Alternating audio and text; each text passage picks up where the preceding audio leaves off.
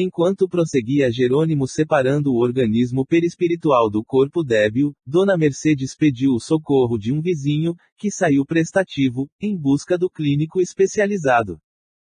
O médico não tardou, trazido celeremente por automóvel, mas embalde aplicaram a solução de adrenalina, a sangria no braço, os sinapismos nos pés e as ventosas secas no peito. O sangue em golfadas rubras, fluía sempre, sempre. Reparei que Jerônimo repetia o processo de libertação praticado em Dimas, mas com espantosa facilidade. Depois da ação desenvolvida sobre o plexo solar, o coração e o cérebro, desatado o nó vital, Fábio fora completamente afastado do corpo físico. Por fim, brilhava o cordão fluídico prateado, com formosa luz. Amparado pelo genitor, o recém-liberto descansava, sonolento, sem consciência exata da situação. Supus que o caso de Dimas se repetiria, ali, minudência por minudência, porém, 1 hora depois da desencarnação, Jerônimo cortou o apêndice luminoso. Está completamente livre, declarou meu orientador, satisfeito. O pai enternecido depositou sobre a fronte do filho desencarnado, em brando sono, um beijo repassado de amor e entregou-o a Jerônimo, asseverando: não desejo que ele me reconheça de pronto. Não seria aproveitável levá-lo agora a recordações do passado. Encontrá-lo-ei mais tarde, quando tenha de partir da instituição socorrista para as zonas mais altas. Pode conduzi-lo sem perda de tempo. Incumbir-me-ei de velar pelo cadáver, inutilizando os derradeiros resíduos vitais contra o abuso de qualquer entidade inconsciente e perversa. O assistente agradeceu, emocionado, e partimos, conduzindo o sagrado depósito que nos fora confiado. Enquanto prosseguíamos, espaço acima, contemplei, respeitoso, o primeiro anúncio da aurora e, observando Fábio adormecido, tive a impressão de que gloriosos portos do céu se iluminavam de sol para receber aquele homem, de sublime exemplo cristão, que subia vitorioso, da terra. 17. Rogativa singular. Enquanto Dimas se restaurava paulatinamente, Fábio cobrava forças de modo notavelmente rápido. Os longos e difíceis exercícios de espiritualidade superior, levados a efeito na crosta, frutificavam, agora, em bênçãos de serenidade e compreensão. Ambos repousavam, na casa transitória, amparados pela simpatia geral da instituição que a irmã Zenóbia dirigia. Ao mesmo tempo, prosseguíamos em constante cuidado, junto aos demais amigos, principalmente ao pé de Cavalcante, cuja situação orgânica piorava sempre, nas vizinhanças do fim. Dimas, com o exemplo de Fábio, criara novo ânimo. Reagia, com mais calor, perante as exigências da família terrena e consolidava a serenidade própria, com a precisa eficiência. O ex-tuberculoso, iluminado e feliz, notava que outros horizontes se lhe abriam ao espírito sensível e bondoso.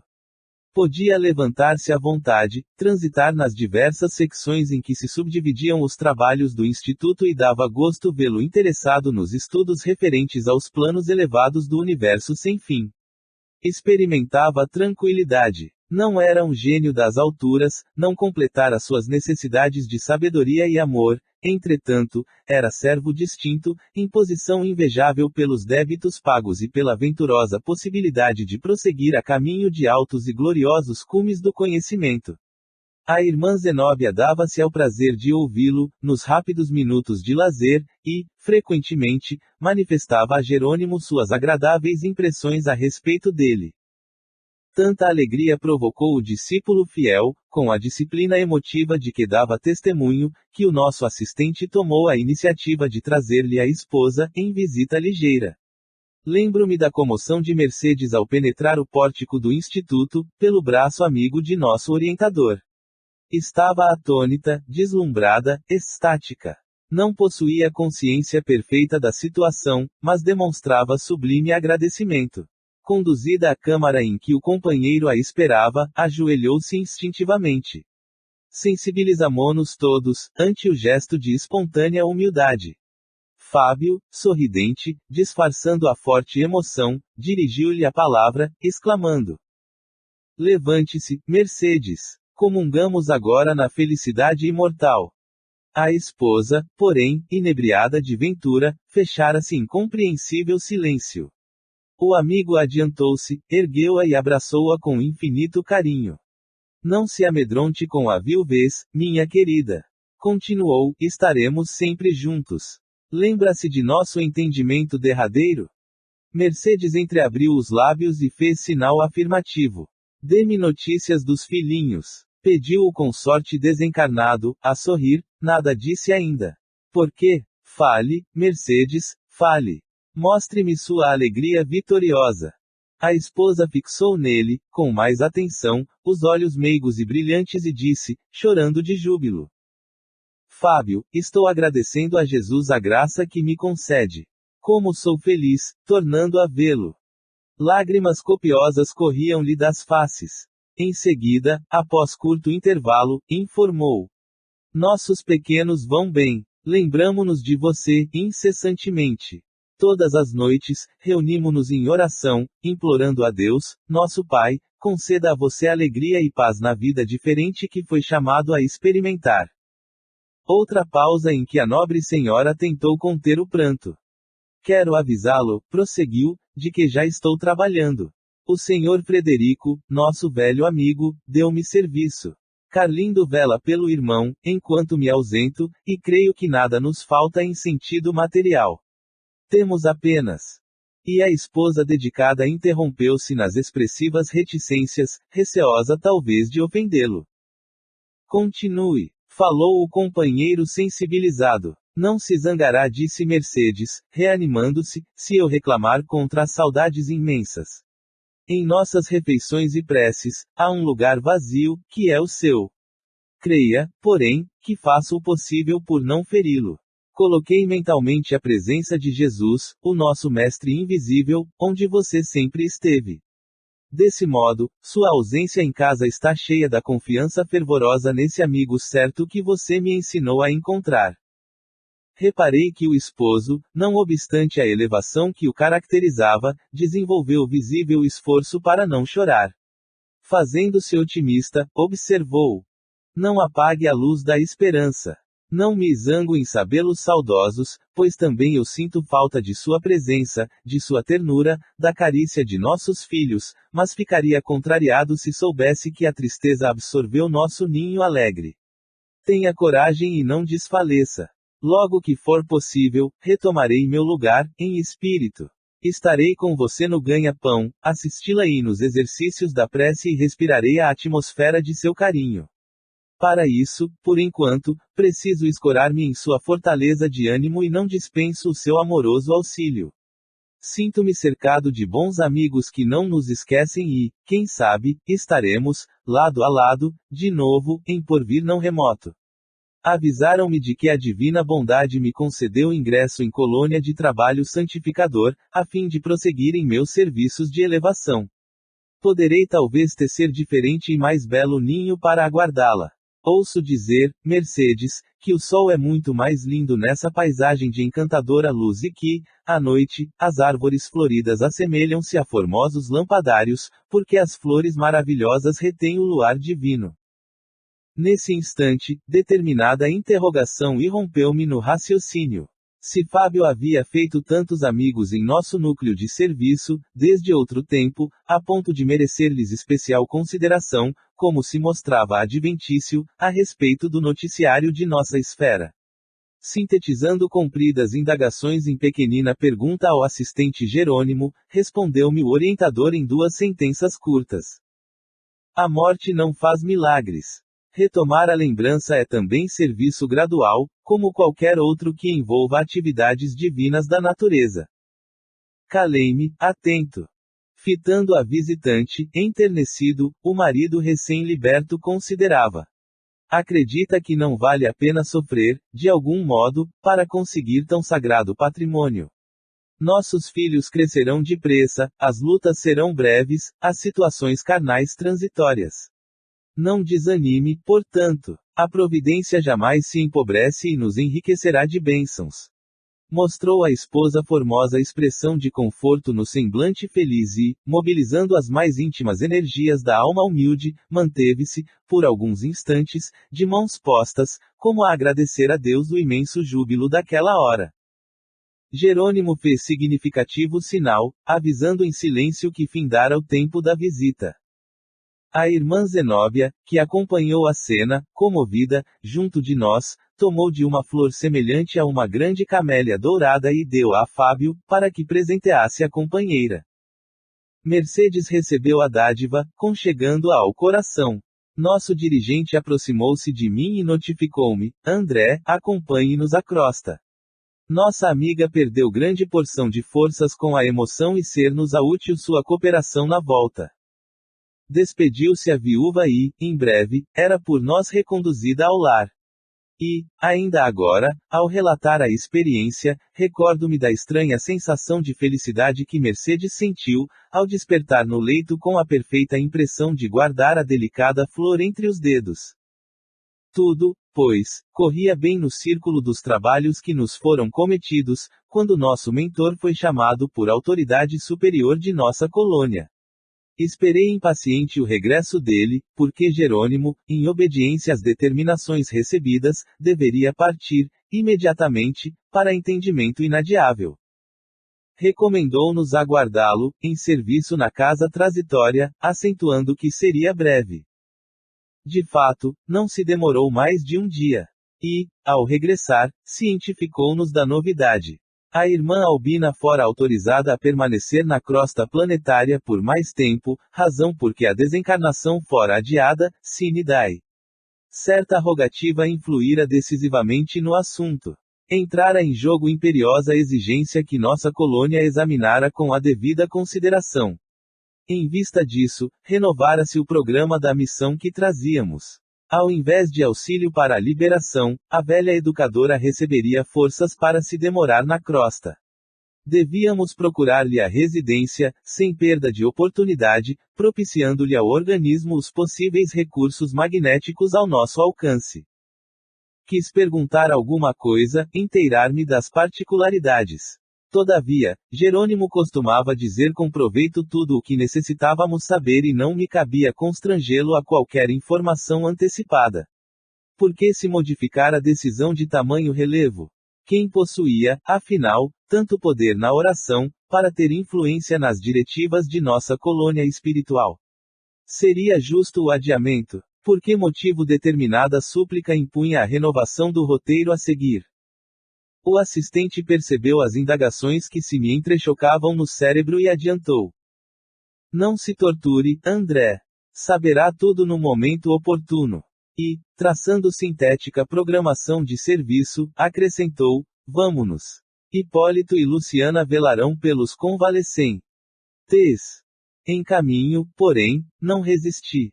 Pedi permissão para ouvi-lo, de maneira sumária, quanto à nova deliberação, e Jerônimo aqueceu, esclarecendo. A medida não deve provocar admiração.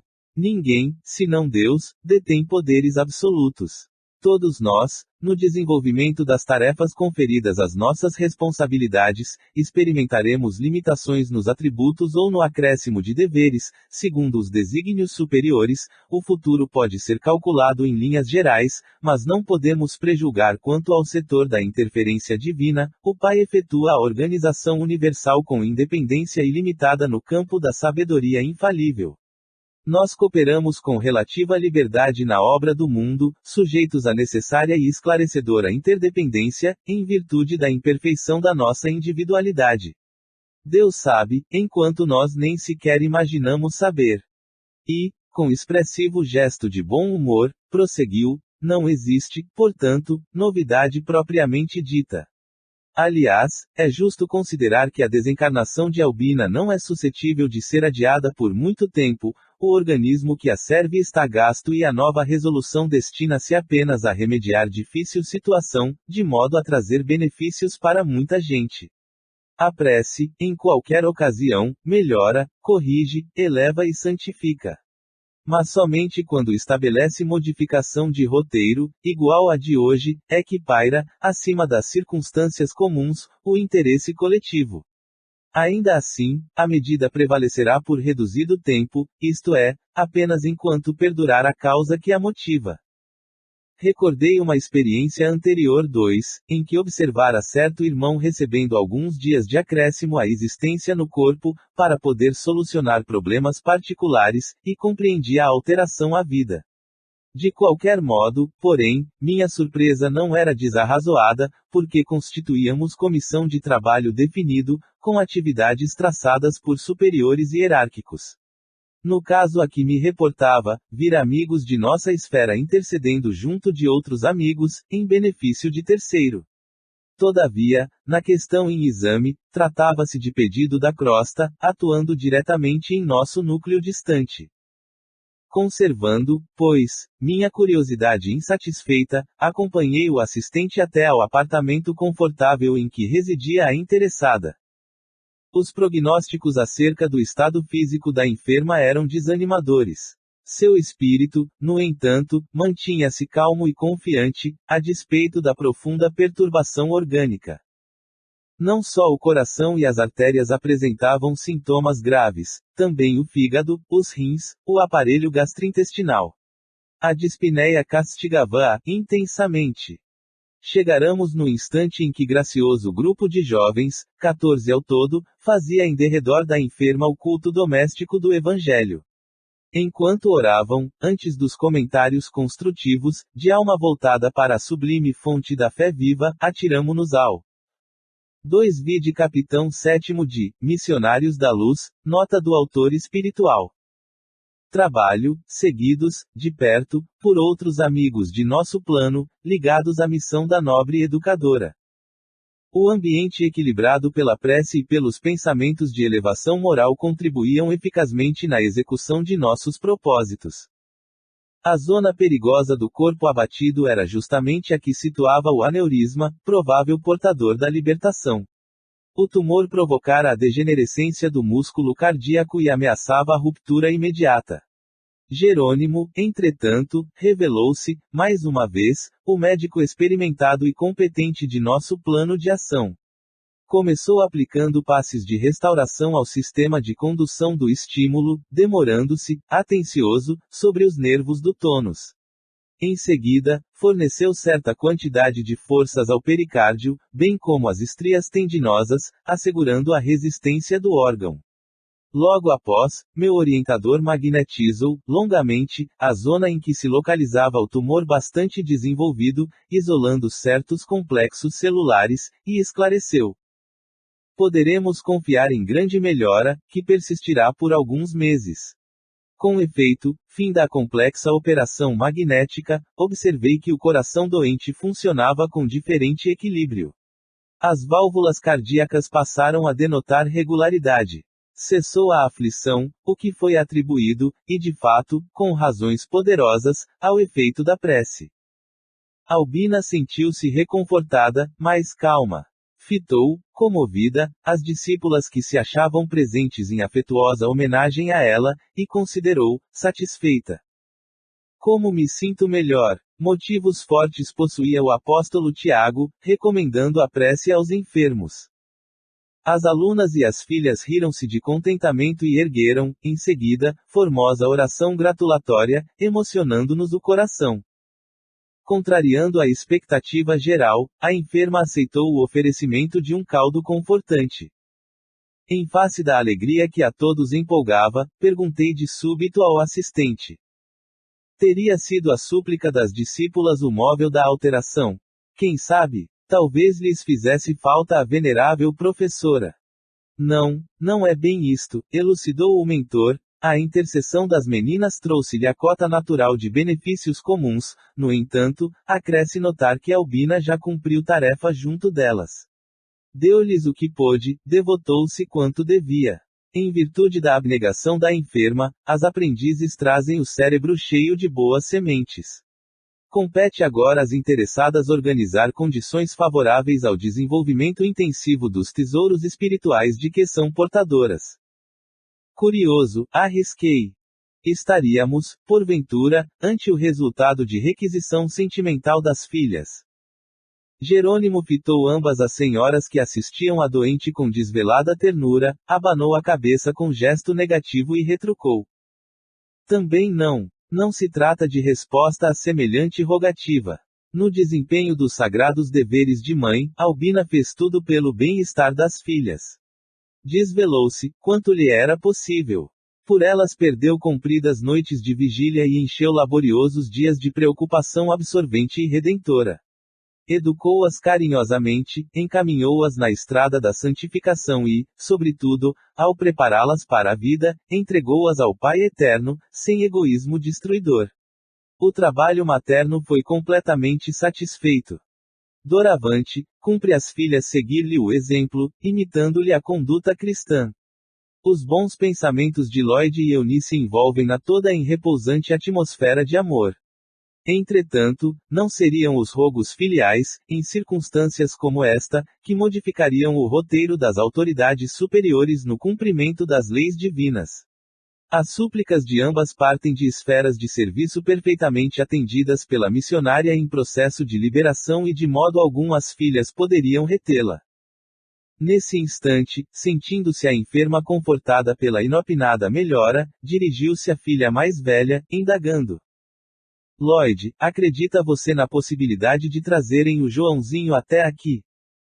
A interrogação enternecida, seguiu-se plena aprovação da filha e o telefone tilintou chamando alguém.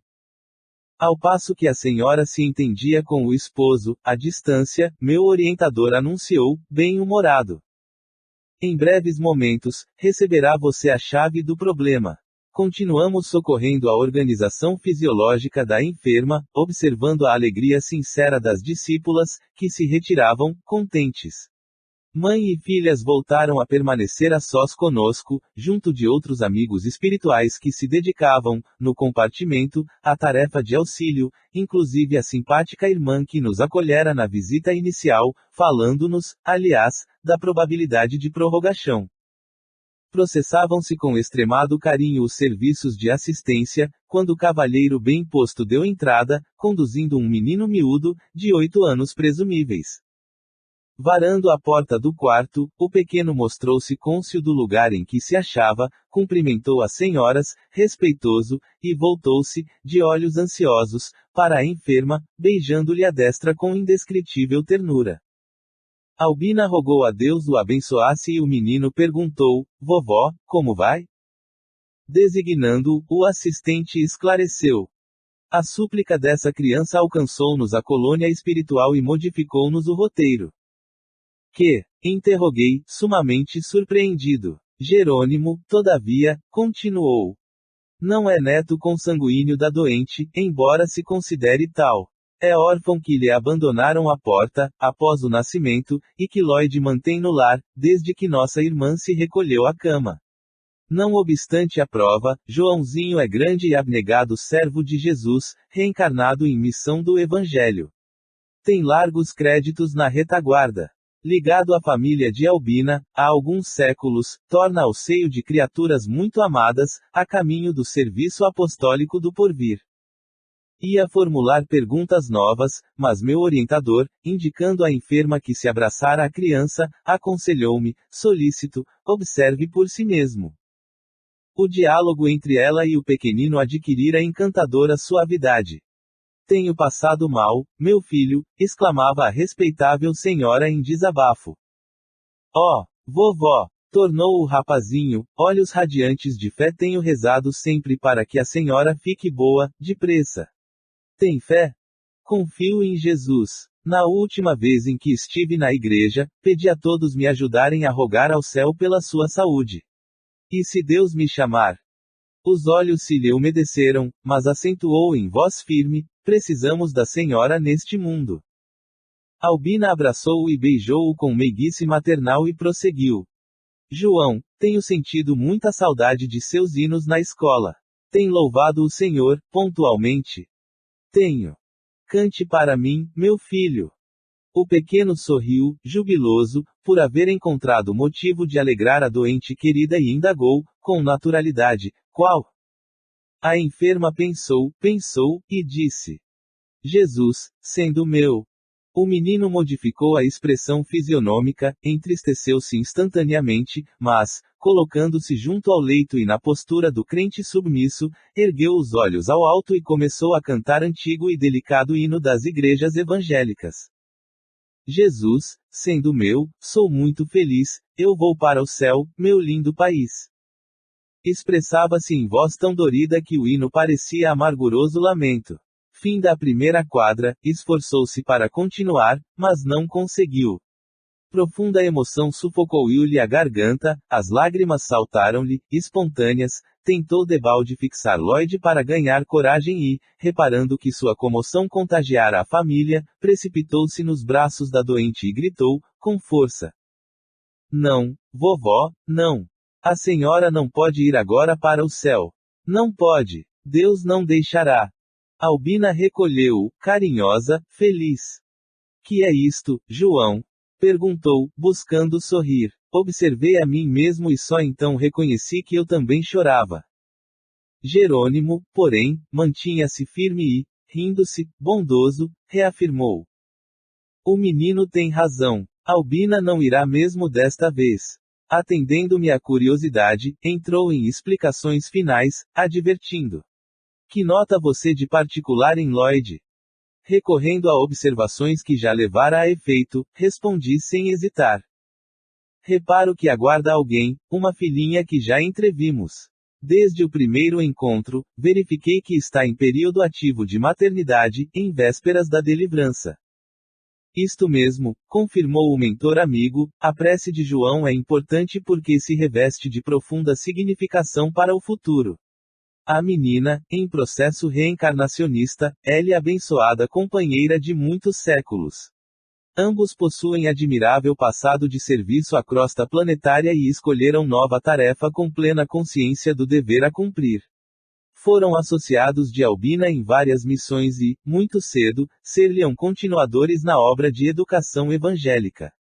Não são espíritos purificados, redimidos, mas trabalhadores valiosos, com suficiente crédito moral para a obtenção de oportunidades mais altas. Apesar da condição infantil, o servo reencarnado, pelas ricas percepções que o caracterizam fora da esfera física, recebeu conhecimento da morte próxima de nossa venerável irmã. Compreendeu, de antemão, que o fato repercutiria angustiosamente no organismo de Lloyd, compelindo-a talvez a claudicar no trabalho gestatório, em andamento. A carga de dor moral conduzi-la-ia efetivamente ao aborto, imprimindo profundas transformações no rumo do serviço de que João é feliz portador. Socorreu-se, então, de todos os valores intercessórios, nos instantes em que sua alma lúcida pode operar na ausência da instrumentalidade grosseira, que triunfou com as súplicas insistentes, obtendo reduzida dilatação de prazo para a desencarnação de Albina. Sempre comedido nas informações, Jerônimo calou-se, preparando a retirada. A singular ocorrência enchia-me de encantamento e surpresa. E contemplando, sob forte enlevo, a pequena família em santificado júbilo doméstico, eu chegava à conclusão de que, ainda ali, numa câmara de moléstia grave, a oração, filha do trabalho com amor, vencia o vigoroso poder da morte. 18. Desprendimento difícil. Agora, tínhamos sob os olhos o caso Cavalcante em processo final. O pobre amigo permanecia agarrado ao corpo pela vigorosa vontade de prosseguir jungido à carne. A intervenção no apêndice inflamado, ao mesmo tempo que se buscava remediar a situação do duodeno, fizera-se tardia. Estendera-se a supuração ao peritônio e debalde se combatia a rápida e espantosa infecção. O enfermo perdia forças e, porque não conseguia alimentar-se como devia, não encontrava recursos para compensar as perdas vultosas. O intestino inspirava repugnância e compaixão. Qual estranho vaso destinado à fermentação, continha o seco trilhões de bacilos de variadas espécies. Profundo desequilíbrio afetava as funções dos vasos sanguíneos e linfáticos no intestino delgado. O cólon transverso e o descendente semelhavam-se a pequenos túneis, repletos das mais diversas coletividades microbianas.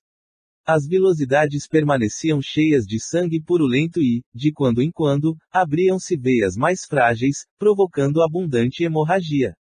Em todo o aparelho intestinal, verificava-se o gradual desaparecimento do tônus das fibras. O pâncreas não mais tolerava qualquer trabalho, na desintegração dos alimentos, e o estômago deixava perceber avançada incapacidade. As glândulas gástricas jaziam quase inertes. Distúrbios destrutivos campeavam no fígado, onde animálculos vorazes se valiam da progressiva ausência de controle psíquico, manifestando-se ao léu, como microscópicos salteadores em sanha festiva. O doente, por fim, já não suportava nenhuma alimentação. O estômago expulsava até a própria água simples, deixando-o exausto, em vista do tremendo esforço despendido nos reiterados acessos de vômito. O sistema nervoso central e o abdominal, bem como os sistemas autônomos, acusavam desarmonia crescente. Reconhecia, entretanto, ali, naquele agonizante que teimava em viver de qualquer modo no corpo físico, o gigantesco poder da mente, que, em admirável decreto da vontade, estabelecia todo o domínio possível nos órgãos e centros vitais em decadência franca. Decorridos mais de 4 dias, em que atentávamos para o moribundo, cuidadosamente, Jerônimo deliberou fossem desatados os laços que o retinham à esfera grosseira. Bonifácio, prestimoso e gentil, coadjuvava-nos o trabalho. Informando-se de nossa resolução, de modo vago, através dos canais intuitivos, o doente, pela manhãzinha, chamou o capelão, a fim de ouvi-lo, e, após breve confissão, que o sacerdote reduziu ao mínimo de tempo, em virtude das emanações desagradáveis que se desprendiam da organização fisiológica em declínio, o pobre Cavalcante, mal suspeitando a paz que o aguardaria na morte, procurou reter o eclesiástico, em contristadora conversação. Padre, dizia ele, em voz suplice, sei que morro, sei que estou no fim. Entregue-se a Deus, meu amigo. Só Ele pode saber em definitivo o que surgirá. Quem sabe se ainda tem longos anos à sua frente. Tudo pode acontecer. O capelão falava apressado, abreviando a palestra e tentando dissimular suas penosas impressões olfativas, mas o moribundo continuou, ingênuo. Tenho medo, muito medo de morrer. Bem, obtemperou o religioso, não ocultando um gesto de enfado que passou despercebido aos olhos do crente, precisamos preparar o espírito para o que der e vier. Ouça, padre, acredita que me salvarei? Sem dúvida. Você foi sempre bom católico. Mas, escute. E a voz do enfermo fez-se triste, mais chorosa e sufocada, eu desejaria morrer noutras condições. Segundo lhe confessei, fui abandonado pela mulher, há muitos anos. Sabe que ela me trocou por outro homem e fugiu para nunca mais. Sempre admiti que experimentei semelhante prova por incapacidade de compreensão da parte dela, mas, agora, padre, encarando a morte, frente a frente, reflito melhor. Quem sabe se não fui o culpado direto? Talvez tivesse levado longe demais meu propósito de viver para a religião, faltando-lhe com a assistência necessária. Lembro-me de que, às vezes, chamava-me Padre sem batina. Possivelmente minha atitude impensada teria dado origem ao desvio da minha companheira. Após fitar o clérigo demoradamente, implorou: poderá sua caridade continuar indagando por mim? Necessito vê-la, a fim de apaziguar a consciência. Há 11 anos, perdi-a de vista.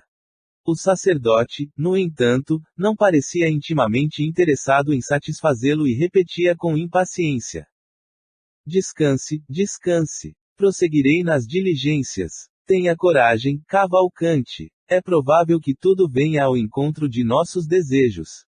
O moribundo, voz entrecortada pelo cansaço, murmurou: obrigado, padre, obrigado. O religioso intentou sair, mas Cavalcante, amedrontado, perguntou: ainda acha que me demorarei muito tempo no purgatório? Que ideia! Resmungou o interlocutor, entediado, faltar-lhe suficiente confiança no poder de Deus. Enunciou as últimas palavras com tamanha irritação que o enfermo lhe percebeu o descontentamento, sorriu humilde e calause. O sacerdote, ao se afastar, aliviado, encontrou certo médico e indagou: afinal, que acontece ao Cavalcante? Morre ou não morre? Estou cansado de tantos casos compridos. Tem sido gigante na reação, informou o clínico, bem-humorado. Considerando-lhe, porém, os males sem cura, venho examinando a possibilidade da eutanásia. Parece-me caridade, redarguiu o religioso, porque o infeliz apodrece em vida. O Esculápio abafou o riso franco e despediram-se. A cena chocava-me pelo desrespeito. Ambos os profissionais, o da religião e o da ciência, notavam situações meramente superficiais, incapazes de penetração nos sagrados mistérios da alma. Entretanto, para compensar tão descaridosa incompreensão, Cavalcanti era objeto de nosso melhor carinho. Por mim, não saberia ministrar-lhe benefícios, dada a incipiência de minha singela colaboração, mas Jerônimo e Bonifácio cercavam-no de singular cuidado, amparando-o como se fora bem-amada criança. Quando o eclesiástico pisava mais longe, o meu assistente considerou. O pobre sacerdote ainda não possui olhos de ver. Cavalcanti foi, antes de tudo, perseverante trabalhador do bem. Enquanto isso, o enfermo buscava enxugar as lágrimas copiosas. A atitude do capelão advertira-o do deplorável estado de seu corpo físico. Passou a sentir o cheiro desagradável das próprias vísceras, agravando-se-lhe o mal-estar. Sob incoercível angústia, pediu o comparecimento de determinada religiosa, dentre as diversas que atendiam a casa. Experimentava funda sede de consolo, necessitava coragem que lhe viesse do exterior. Provavelmente encontraria no coração feminino o reconforto que o confessor não lhe soubera prodigalizar. Porém, a irmã de caridade não trazia consigo melhor humor. Fez questão de escutá-lo, alçando desinfetante enérgico ao nariz, a infundir-lhe surpresa ainda mais dolorosa. Cavalcanti chorou, queixou-se. Precisava viver mais alguns dias, declarou, humilhado. Não desejava partir sem a reconciliação conjugal. Rogava providências médicas mais eficientes e prometia pagar todas as despesas, logo pudesse tomar ao serviço comum. Pretendia recorrer a parentes endinheirados que residiam à distância. Resgataria o débito até o derradeiro centavo. A irmã de caridade, depois de ouvi-lo, com impassível frieza, foi mais sucinta. Meu amigo, disse, áspera, tenha fé. A casa está repleta de enfermos, alguns em piores condições. Como o doente insistisse nas solicitações, concluiu ríspida e secamente. Não tenho tempo. O agonizante deu curso ao pranto silencioso. Recordou, de alma oprimida por angustiosa saudade, a infância e a juventude. Percorrer as estradas terrenas, de coração aberto à prática do bem. Não compreendia Jesus encerrado nos templos de pedra, à distância dos famintos e sofredores que choravam por fora. A doutrina que abraçara não lhe oferecia ensejo de mais vasta aplicação ao exemplo evangélico. Era compelido a satisfazer obrigações convencionais e a perder grande tempo através de manifestações do culto externo, entretanto, valera-se de toda oportunidade para testemunhar entendimento cristão. Porque amara o exercício do bem, constante e fiel, era aborrecido aos sacerdotes e familiares em geral. A parentela, inclusive a esposa, considerava-o fanático, desequilibrado, imprestável. Perseverava mesmo assim. Embora as condições elevadas em que desenvolvera a fé, ignorava as lições do além-túmulo e receava a morte. Estimaria obter a certeza do destino a seguir. A visão mental do inferno, segundo as concepções católicas, punha-lhe arrepios no espírito exausto. A probabilidade dos sofrimentos purgatoriais enchia-o de temor. Desejava algo de melhor, de mais belo que o velho mundo em que vivera até então. Suspirava por ingressar em coletividade diferente, em que pudesse encontrar corações a pulsarem sintonizados com o dele, sentia fome e sede de compreensão, de profunda compreensão, mas, prejudicado pelos princípios dogmáticos da escola religiosa a que se filiara, repele-nos a ação. O assistente, pondo em prática recursos magnéticos, tentou propiciar-lhe sono brando, de maneira a subtrair-lhe os temores em socorro direto, fora do corpo físico. Contudo, o moribundo lutou por manter-se vigilante. Temia dormir e não despertar, pensava, ansioso. Queria ver a esposa, antes do fim, dizia de si para consigo. Não era, efetivamente, provável.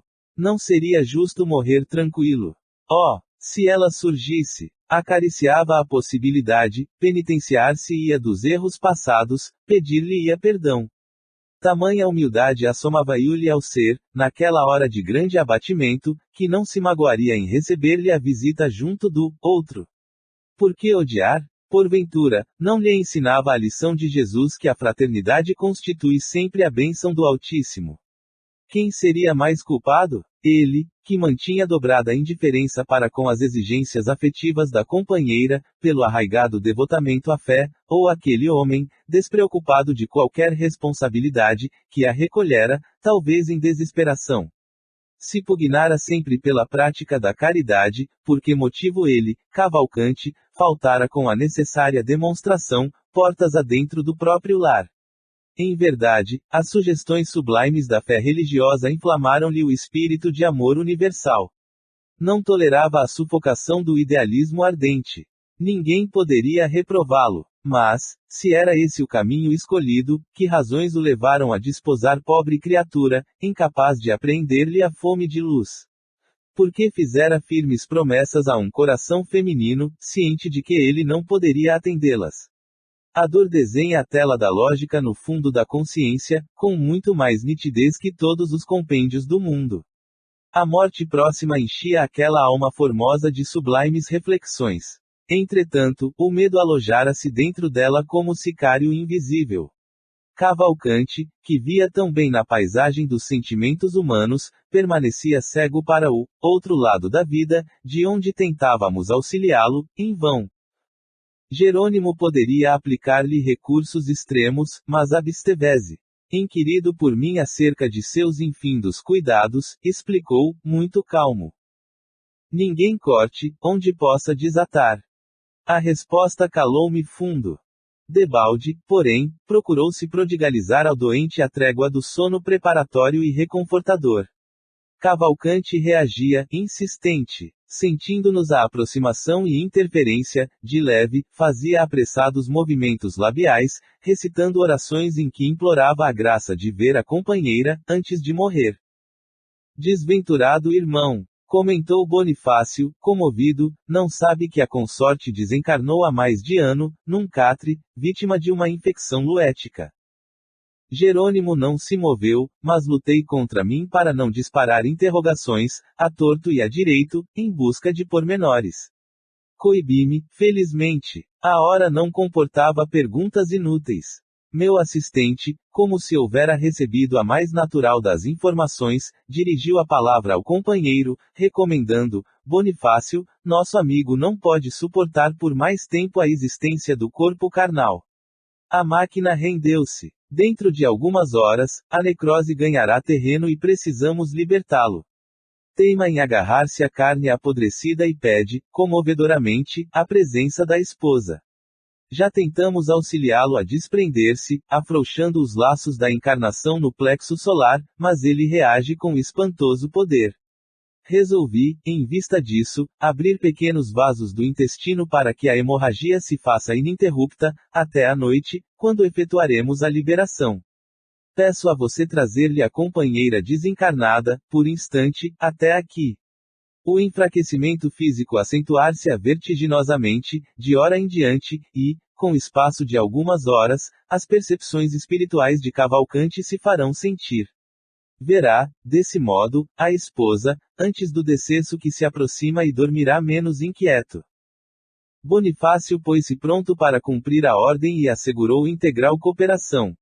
Logo após, o assistente operou, cauteloso, sobre a região intestinal, rompendo certas veias de menor importância, atenuando-lhe a capacidade de resistência. Ausentar-nos-íamos, por breves horas, considerando que o relógio assinalava poucos minutos além do meio-dia. Antes, porém, de nos afastarmos, observando o quadro emocionante da enfermaria gratuita, a que o moribundo se recolhera, perguntei a Jerônimo, admirado. Já que o nosso tutelado se enfraquecerá, a ponto de fazer observações no plano invisível aos olhos mortais, chegará a ver também as paisagens de vampirismo que me impressionam no recinto. Sim, informou o orientador com espontaneidade. Oh, mas terá energia suficiente para tudo ver sem perturbar. Se. Não posso garantir, respondeu, sorrindo. Naturalmente, qualquer espírito encarnado, diante de um quadro desses, poderia ser vítima da loucura e, possivelmente, atravessaria algumas poucas horas em franco desequilíbrio, dada a novidade do espetáculo. Quando a luz aparece, em determinado plano, onde a criatura esteja, apta para ver, tanto se enxerga o pântano como o céu. Questão de claridade e sintonia, simplesmente. A notícia pôs-me frêmitos de piedade. A enfermaria estava repleta de cenas deploráveis. Entidades inferiores, retidas pelos próprios enfermos, em grande viciação da mente, postavam-se em leitos diversos, infligindo-lhes padecimentos atrozes, sugando-lhes vampirescamente preciosas forças, bem como atormentando-os e perseguindo-os. Desde o serviço inicial do tratamento de Cavalcante, desagradaram-me tais demonstrações naquele departamento de assistência caridosa e cheguei mesmo a consultar o assistente quanto à possibilidade de melhorar a situação, mas Jerônimo informou, sem estranheza, que era inútil qualquer esforço extraordinário, pois os próprios enfermos, em face da ausência de educação mental, se incumbiriam de chamar novamente os verdugos, atraindo-os para as suas mazelas orgânicas, só nos competindo irradiar boa vontade e praticar o bem. Tanto quanto fosse possível, sem, contudo, violar as posições de cada um. Confesso que experimentava enorme dificuldade para desempenhar os deveres que ali me retinham, porquanto as interpelações de infelizes desencarnados atingiam-me insistentemente. Pediam toda a sorte de benefícios, reclamavam melhoras, explodiam em lamúrias sem fim. Sereno e forte, o meu orientador conseguia trabalhar de mente centralizada na tarefa, inacessível às perturbações exteriores. Quanto a mim, entretanto, não alcançara ainda semelhante poder. Os pedidos, os lamentos, os impropérios, feriam-me a observação, impedindo-me de conservar a paz íntima. Por isso mesmo, ao me retirar, pensei na surpresa amargurosa do moribundo, ao se lhe abrir a cortina que lhe velava a visão espiritual. Aguardei, curioso, o cair da noite, quando, em companhia do orientador, atravessei, de volta, o pórtico do hospital.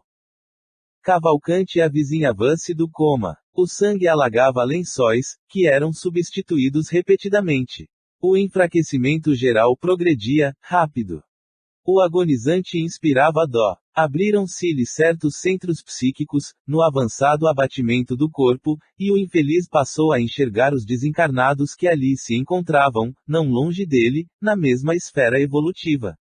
Não nos identificava, ainda, a presença, como seria de desejar, mas observava, estarrecido, a paisagem interior. Outros enfermos encaravam-no, agora, amedrontados. Para todos eles, o colega de sofrimento delirava, inconsciente. Estarei no inferno ou vivemos em casa de loucos. Bradava sob horrível tormento moral, ó! Os demônios, os demônios! Vejam o espírito mau, roendo chagas. E, de faces contraída, apontava mísero ancião de pernas varicosas. Ó! Que diz ele? Prosseguia, com visível espanto, diz que não é o diabo, afirma que o doente lhe deve.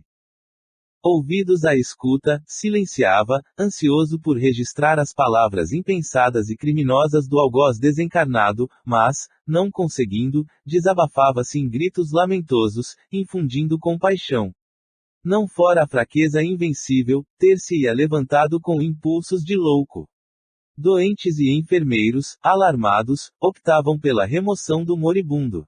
Tinham medo. Cavalcante desvairava. Consolavam-se, todavia, na expectativa de que a hemorragia abundante prenunciasse termo próximo. Jerônimo ministrou-lhe, então, piedosamente, recursos de reconforto e o agonizante aquietou-se, devagarinho. Não se passou muito tempo e Bonifácio entrou conduzindo o verdadeiro fantasma. A ex-consorte, convocada à cena, semelhava-se, em tudo, à sombra espectral. Não via o nosso cooperador, mas obedecia-lhe a ordem. Penetrou o recinto, arrastando-se, quase satisfazendo o guia, automaticamente, veio ter ao leito de Cavalcante, fitou-o com intraduzível impressão de horror e gritou, longamente, perturbando-lhe a hora de alívio. O moribundo voltou-se e viu-a. Alegre sorriso estampou-se-lhe no escaveirado rosto. Pois és tu, Bela. Graças a Deus, não morrerei sem pedir-te desculpas. A ternura com que se dirigia a tão miserável figura causava compaixão. A esposa abeirou-se do leito, tentando ajoelhar-se. Ouvindo, assombrada, retrucou, aflita. Joaquim, perdoa-me, perdoa-me.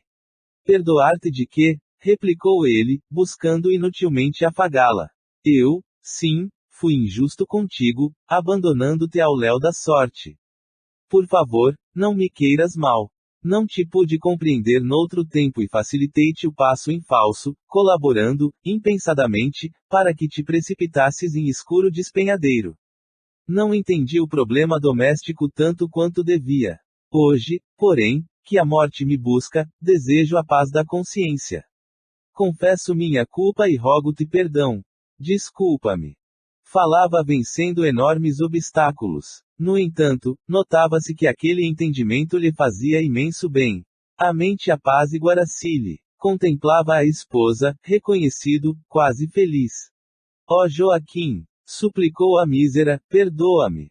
Nada tenho contra ti. O tempo ensinou-me a verdade. Sempre foste meu leal amigo e dedicado marido. O moribundo escutou-a, esboçando expressão fisionômica de intensa alegria. Fitou-a, em êxtase, totalmente modificado e murmurou. Agora, estou satisfeito, graças a Deus.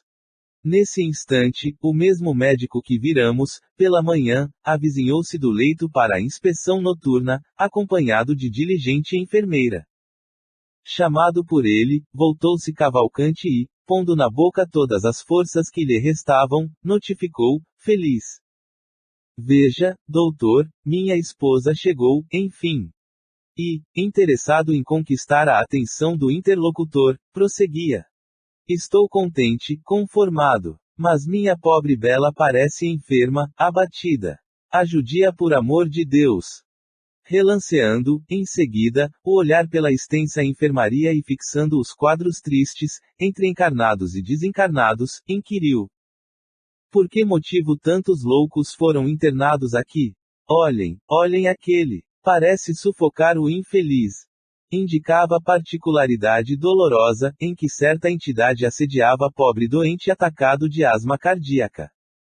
O médico, no entanto, contemplou-o, compadecido, e disse à servente. É o delírio, precedendo o fim. Entre mentes, Jerônimo recomendou a Bonifácio retirasse a sombria figura da ex-consorte de Cavalcante, acentuando, não nos convém doravante a permanência de semelhante criatura. Já cumpriu as obrigações que a trouxeram aqui e ainda possui numerosos credores à espera. A desventurada reagiu, procurando ficar, mas Bonifácio empregou força magnética mais ativa para alcançar o objetivo necessário. Reparando, porém, que a ex-companheira se afastava aos gritos, o agonizante pôs-se a bradar, alucinado. Volta, Bela, volta! Esforçou-se o clínico por trazê-lo à esfera de observações que lhe era própria, mas debalde. Cavalcante continuava invocando a presença da esposa, em voz rouquenha, opressa, sumida. O médico abanou a cabeça e exclamou quase num sussurro, é impossível continuar assim. Será aliviado. Jerônimo penetrou-lhe o íntimo, porque passou a mostrar extrema preocupação, comunicando-me, gravemente. Beneficiemos o moribundo, por nossa vez, empregando medidas drásticas, o doutor pretende impor-lhe fatal anestésico. Atendendo-lhe a ordem, segurei a fronte do agonizante, ao passo que ele lhe aplicava passes longitudinais, preparando o desenlace. Mas o teimoso amigo continuava reagindo. Não, exclamava, mentalmente, não posso morrer. Tenho medo, tenho medo. O clínico, todavia, não se demorou muito e como o enfermo lutava, desesperado, em oposição ao nosso auxílio, não nos foi possível aplicar-lhe golpe extremo. Sem qualquer conhecimento das dificuldades espirituais, o médico ministrou a chamada injeção compassiva, ante o gesto de profunda desaprovação do meu orientador. Em poucos instantes, o moribundo calou-se. Inteiriçaram-se-lhe os membros, vagarosamente. Imobilizou-se a máscara facial. Fizeram-se vítreos os olhos móveis. Cavalcante, para o espectador comum, estava morto. Não para nós, entretanto. A personalidade desencarnante estava presa ao corpo inerte, em plena inconsciência e incapaz de qualquer reação. Sem perder a serenidade otimista, o orientador explicou-me: a carga fulminante da medicação de descanso, por atuar diretamente em todo o sistema nervoso, interessa os centros do organismo perispiritual. Cavalcante permanece, agora, colado a trilhões de células neutralizadas, dormentes, invadido, ele mesmo, de estranho torpor que o impossibilita de dar qualquer resposta ao nosso esforço. Provavelmente, só poderemos libertá-lo depois de decorridas mais de 12 horas. Regressando Bonifácio, o meu dirigente prestou-lhe informações exatas e confiou-lhe o pobre amigo, que foi imediatamente transportado ao necrotério. E, conforme a primeira suposição de Jerônimo, somente nos foi possível a libertação do recém-desencarnado quando já haviam transcorrido 20 horas, após serviço muito laborioso para nós. Ainda assim, Cavalcante não se retirou em condições favoráveis e animadoras. Apático, sonolento, desmemoriado, foi por nós conduzido ao asilo de Fabiano, demonstrando necessitar maiores cuidados. 19. A serva fiel. Liberto, Cavalcante oferecia-me amplo ensejo a infatigáveis pesquisas. A injeção sedativa, veiculando anestésicos em dose alta, afetará-lhe o corpo perispirítico, como se fora choque elétrico. Devido a isso, ele permanecia quase inerte, ignorando-se a si mesmo. Inquirido por mim, vezes diversas, não sabia concatenar raciocínios para responder às questões mais rudimentares, alusivas à própria identidade pessoal. Notando o meu interesse a respeito do assunto, Jerônimo, após ministrar-lhe os primeiros socorros magnéticos, na casa transitória, prestou-me os seguintes esclarecimentos. Qualquer droga, no campo infinitesimal dos núcleos celulares, se faz sentir pelas propriedades elétricas específicas. Combinar aplicações químicas com as verdadeiras necessidades fisiológicas, constituirá, efetivamente, o escopo da medicina no porvir. O médico do futuro aprenderá que todo remédio está saturado de energias eletromagnéticas em seu raio de ação. É por isso que o veneno destrói as vísceras e o entorpecente modifica a natureza das células em si, impondo-lhes incapacidade temporária. A gota medicamentosa tem princípios elétricos, como também acontece às associações atômicas que vão recebê-la. Segundo sabemos, em plano algum a natureza age aos saltos. O perispírito, formado à base de matéria rarefeita, mobiliza igualmente trilhões de unidades unicelulares da nossa esfera de ação, que abandonam o campo físico saturadas da vitalidade que lhe é peculiar. Daí os sofrimentos e angústias de determinadas criaturas, além do decesso. Os suicidas costumam sentir, durante longo tempo, a aflição das células violentamente aniquiladas, enquanto os viciados experimentam tremenda inquietação pelo desejo insatisfeito. A elucidação era lógica e humana. Fui compreendendo, por minha vez, pouco a pouco, a importância do desapego às emoções inferiores para os homens e mulheres encarnados na crosta. Matéria e espírito, vaso e conteúdo, forma e essência, confundiam-se aos meus olhos como a chama da vela e o material incandescente. Integrados um no outro, produziam a luz necessária aos objetivos da vida. O exame dos casos de morte trouxera-me singular enriquecimento no setor da ciência mental. O espírito, eterno nos fundamentos, vale-se da matéria, transitória nas associações, como material didático, sempre mais elevado, no curso incessante da experiência para a integração com a divindade suprema. Prejudicando a matéria, complicaremos o quadro de serviços que nos é indispensável e estacionaremos, em qualquer situação, a fim de restaurar o patrimônio sublime posto à nossa disposição pela bondade imperecível. Tanto seremos compelidos ao trabalho regenerador, na encarnação, quanto na desencarnação, na existência da carne quanto na morte do corpo, tanto no presente quanto no futuro. Ninguém se colocará vitorioso no cume da vida eterna, sem aprender o equilíbrio com que deve elevar-se.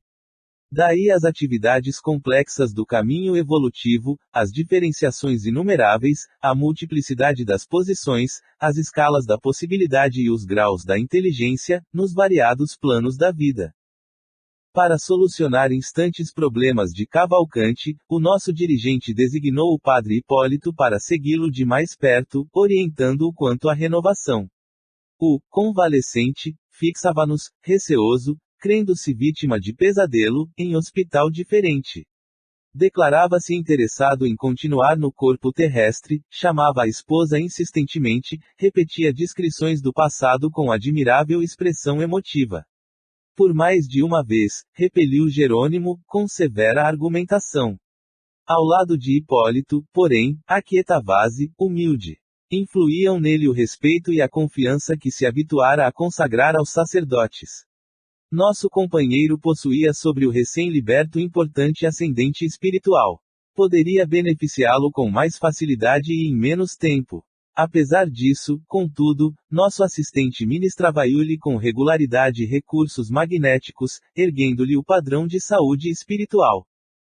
O desencarnado ia despertando com extremo vagar, demorando-se longo tempo a reapossar-se de si.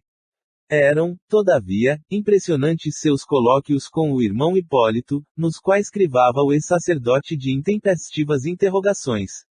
À medida que as suas condições mentais melhoravam, apertava o cerco.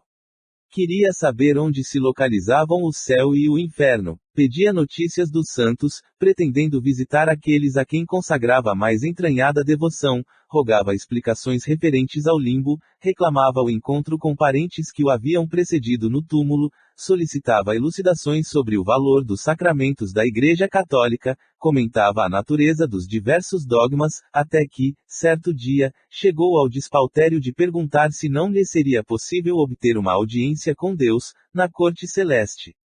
Hipólito precisava mobilizar infinita boa vontade para tratar com respeito e proveito tamanha boa-fé. A irmã Zenóbia vinha frequentemente assistir ao curso dos surpreendentes diálogos e, de uma feita, quando nos achávamos juntos, à pequena distância do enfermo, comentou, risonha: nossa antiga Igreja Romana, tão venerável pelas tradições de cultura e serviço ao progresso humano, é, de fato, na atualidade, grande especialista em crianças espirituais. Examinando as dificuldades naturais do serviço de esclarecimento, Jerônimo recomendou a Hipólito e a Luciana dispensarem ao recém-liberto os recursos possíveis, em virtude da escassez de tempo. 25 dias já haviam transcorrido sobre o início da tarefa.